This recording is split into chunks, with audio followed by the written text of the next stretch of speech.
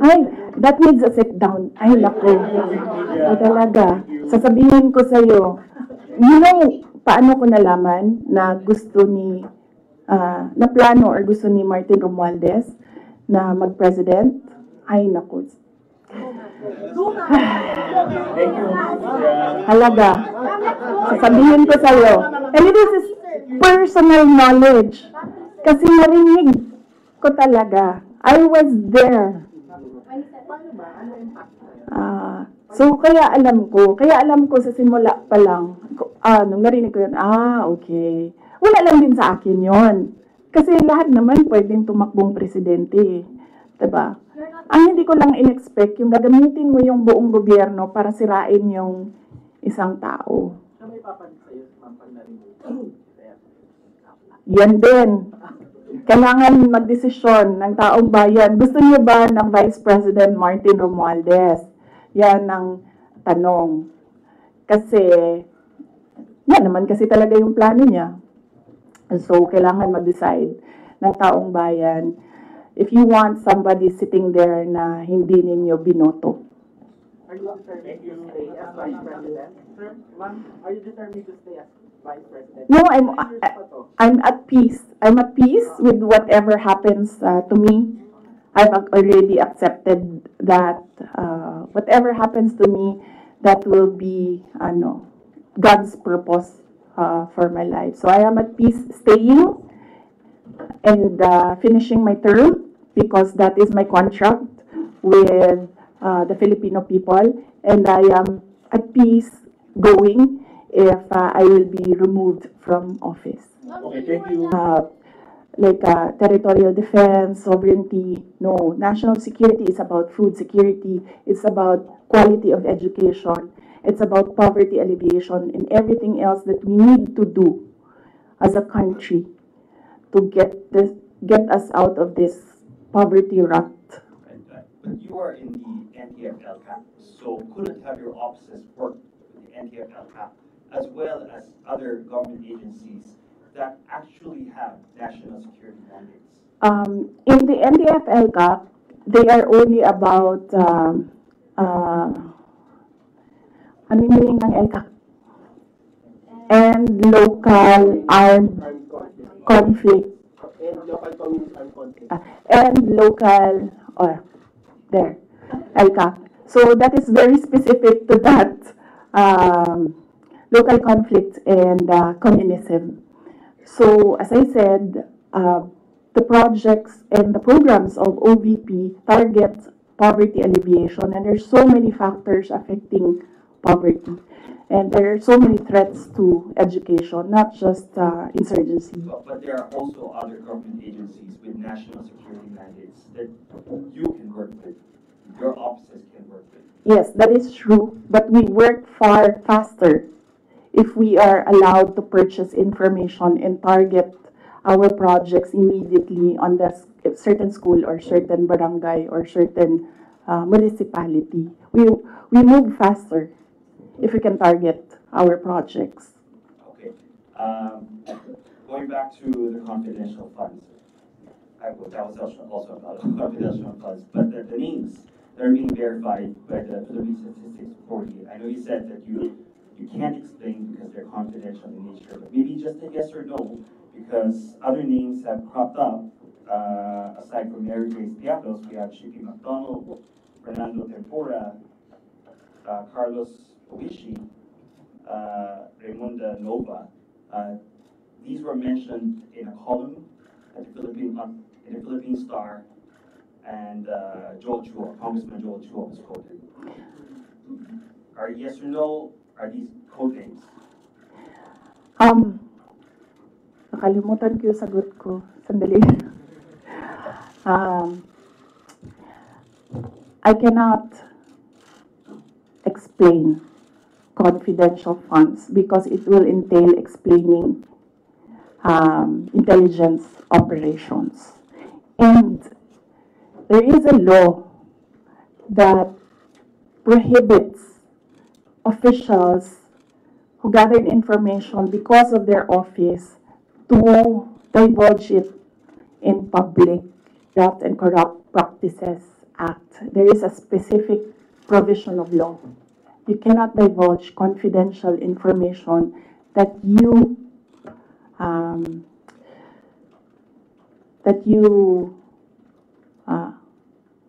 received while in office. So you won't even say these are No, that's just because code names. that will add to cases that may be filed against me. One last, sorry. Yes. Why the choice of a letter submitted to the NBI instead of an affidavit? Wait, hold on. I can answer. I can give you a very short answer with regard to ARs. I had nothing to do with the preparation of ARs. It went down to the grassroots level. So I had nothing to do with preparations of ARs. I was up here in the structure and money went down for information. So you have no knowledge why all these names were used in the acknowledgement receipts? In the first place, we do not even know if these are ARs which came from DepEd or OVP to COA, because there's a chain of evidence supposedly. In law, there's a chain of evidence, handling of evidence. So right now, nobody can really answer that because nobody knows if these ARs are true. Because we don't know if it came from us. That's what they're saying. That's what they're alleging. Yes, that's what they're ARs came saying. from the OVP submitted to COA. Yes, but there is a legal process in the custody of evidence. So right now, we really cannot say if the ARs came from us because the ARs that are with us has not been checked with the ARs that are with them. You're denying that the ARs came No, I'm just saying that we do not even know if the ARs with us are the ARs that are with them, because the ARs from the field, going to the office, going to COA, that's not how you do legal work. It's not how you do legal work. There's a very stringent process in evidence. That is why even if there is no law prohibiting a person from divulging confidential information, person cannot answer that because we do not know if that paper that they're holding was the paper that came from the OVP and DepEd. Because there was no marking of exhibits. That was what I was telling Congressman Chua. You cannot ask the OVP personnel to say yes or no to an exhibit that was not marked as real and true, as correct, and as a faithful reproduction of the evidence of the office. So would your offices then be willing to certify? No, because there is no question about that from the Commission on Audit. It's only a congressman saying that this paper and asking what is this paper about. There is no case, and that is to ask that about the paper is the sole jurisdiction of the Commission on Audit. Okay. So then if the Commission on Audit asks, That is what I was saying. We have been fully cooperative with the Commission on Audit. Everything that they asked for, we submitted. That is why there was a partial disallowance only. And even then, we are not yet finished with the process because we can still submit documents that are required by the Commission on Audit. That is the problem right now. As I said, they are doing work that they are not that is not under the mandate of the House of Representatives. They cannot audit. They cannot question at all.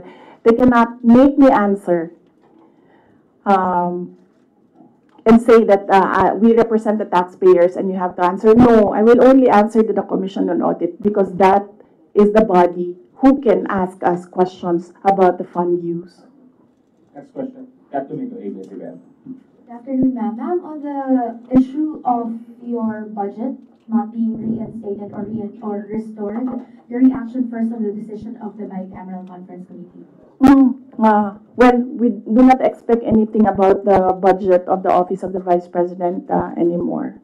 As I said, the before I was saying that I am not the problem. I've been saying that I am not the problem. The problem of the Philippines is kahirapan, kagutuman, corruption, and all the other peace and order issues. But it is clear right now that they consider me as the problem already. So I will not help them solve the problem. Ma'am, a follow-up question. It's nearly January already. Your office will be filing a new budget request for 2026. How much do you intend to ask from Congress for 2026? We've not discussed that. We need to wait for the budget call because the budget call outlines the rules of your proposal for budget for your office. So we need to read the budget call before we can sit down and discuss a budget proposal for the Office of the Vice President. Ma'am, but top of mind, are you still considering to hike the 733 million, or will you be happy operating at the same expenses in 2026? I cannot answer that because there are rules. They usually put conditions in the budget call, and we really need to read the budget call to draft a proposed budget. Ask two questions. Just to follow up on the budget, in the previous interviews, you said that you cannot give a definite answer on what will happen with regards to your satellite offices, given that the budget was not final at that time. But given that the BICAM already decided not to reinstate your original proposal of 2 billion, what will happen to your satellite offices? There are around, I think, 10 satellite offices across the country. Yes. Well, we have to see if we can continue with the projects that they are implementing. We need to see if the projects are still there, and then if they can still implement the projects. So that is something that we have to discuss with the EXECOM of the Office of the Vice President. Nandun po ba yung possibility of shutdown? And then ano po yung nasabihan na po ba yung mga affected personnel just in case na magsha-shutdown nga itong mga satellite offices? Galing sa central office ng Office of the Vice President, wala kaming sinabi sa kanila. Pero since nababasa naman nila sa media yung nangyayari sa budget, I am sure that they are preparing themselves as well. Good afternoon, Christian. Ma'am, it was mentioned before na po-pull out yung security nyo at papalitan. Meron na po bang update dito? Tsaka sumulat po ba kayo sa your peer Yes, wala pang update doon sa pull out and replacement. Nag-aantay kami sa Armed Forces of the Philippines kung kailan nila gagawin yon. Yes, nagpadala ako ng letter sa Chief of Staff ng Armed Forces of the Philippines. Meron lang akong mga nilatag doon na mga requests. Pinakauna doon is hindi na kami tatanggap, hindi na ako tatanggap ng replacements.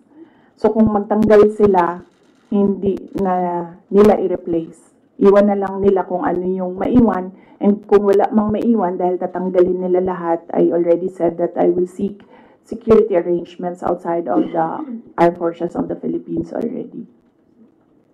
Parang normal na naman private na mag-outsource na lang kayo. I mean, kasi normally naman, di ba, pag Vice President, may naka-designate dyan from the AFP, from the PNP. So, dahil nga, yun nga, may pull out. And so, ang plano nyo para mag-outsource na lang kayo? Yes, we are exploring private security services. Yes. So, my husband, ma'am. Huh? Will that be construed as a private? No, because there are professional security services. So that's not considered as a private army. And I do not know if these individuals are allowed to bring guns. So that makes them less of an army, ma'am, kung wala silang baril. Hindi ko alam yung sa professional security services. But that is one option that we are preparing for in case there is a pull out of the entire security detail from the Armed Forces of the Philippines. Initially, I asked my husband, and then he said that he'll make arrangements. Out of pocket, ma'am. How much are you estimating for that? Well, wala pa kaming, we have not requested for proposals yet from service providers. We have not requested a proposal yet. So, but I think only Filipino organizations or agencies are allowed that kind of service within the Philippines. I think, Mama, I do not know. But I know that they are Filipinos, yes.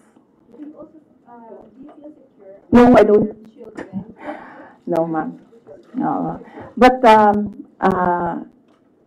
no, I do not feel secure. As I said, that there's always been bias because when we see, say for example, DOJ, iniimbestigahan nila yung press con. Pero hindi nila iniimbestigahan kung bakit kami umabot doon sa press con na yon. Iniimbestigahan nila ang threat ko, no? Pero they've not ever investigated threats against me, which are all documented, but we do not give them the information because we don't trust them at all. That's two questions right there for you. Ma'am, kasi sabi po ni mga congressman po, ma'am, kasi parang contrived lang daw yung threat ninyo. Parang it's just an imaginary threat. Like for example, si Asidre nagsabi na imaginary daw yung threat ninyo, unlike doon sa sinasabi na threat daw, yung inyong threat to the First Family and Speaker Romualdez. What's your take on this po? Kasi parang dinidismiss po ng mga congressman na kayo po ay nagkaroon ng threat sa inyong buhay. Parang sinasabi nila, hindi naman, parang imaginary lang yung threat ni Vice President as opposed to sa sinabi niya doon sa press conference. What's your take on this? Yes, we have documents, sir. We have screen caps, we have photos, we have police blotters, we have everything on file. But I never talked about it before because I felt na it was part of my job as Vice President. You get that? Aba?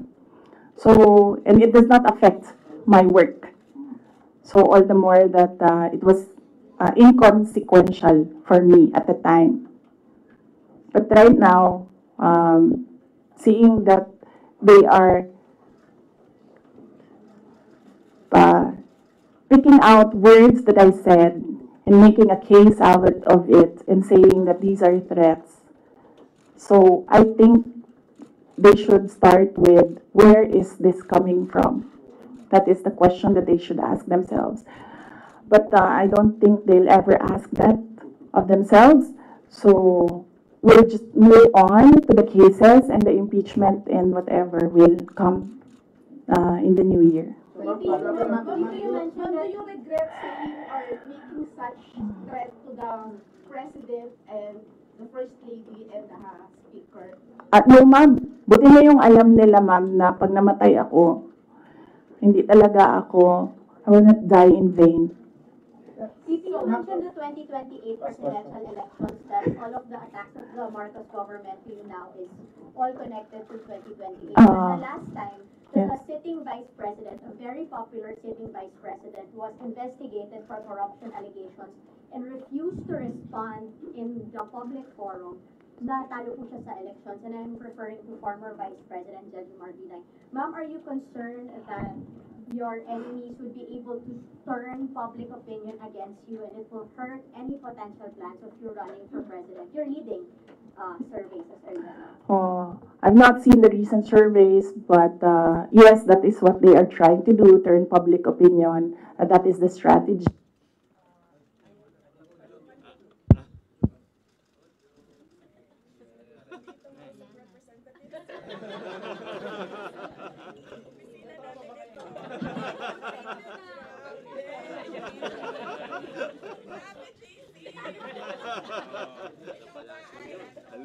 Double agent.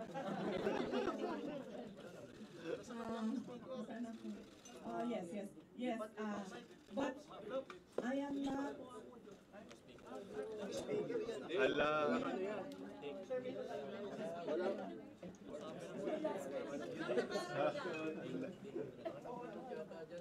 Walang audio, nandun sa kabila speaker. Baka may nabulo. Nasa kabila.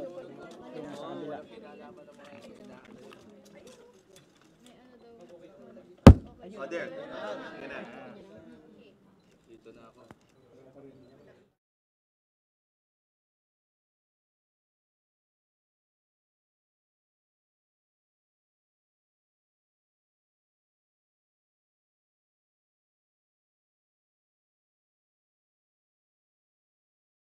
Yes. But yes. So, yes, that is what they are trying. Yes. But yes.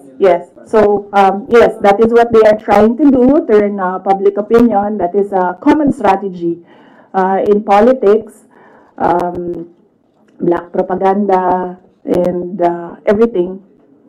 Will it hurt my chances? I'm not yet a candidate.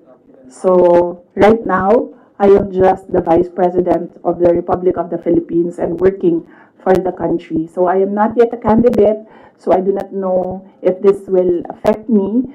Maybe my decision in 2026 will consider what is happening right now, but I cannot really say with finality what will be the considerations for me to decide to run for president. As I said, just give me the last quarter of 2026. I think that is the best time for any presidential candidate to decide to run. Ma'am, pero isip po ma'am, kasi ito, lumalabas yung keyword ngayon, binibinay. Para kayo ginagawang binay yung task for former Vice President J.J. Marbil. You think po ma'am, binibinay kayo ngayon kasi malakas kayo ngayon this survey and possibly tinutukod nila kayo para mawala yung political clout ninyo sa 2028? Yes, oo. Yan naman ang sinasabi ko eh. It's all, these are all political attacks. From the attack from the left on the confidential funds, the meeting with the Speaker of the House of Representatives, and the attack on the budget, and the other attacks that you see in social media. So these are all directed to remove me from the race, yes, and then of course remove me from office.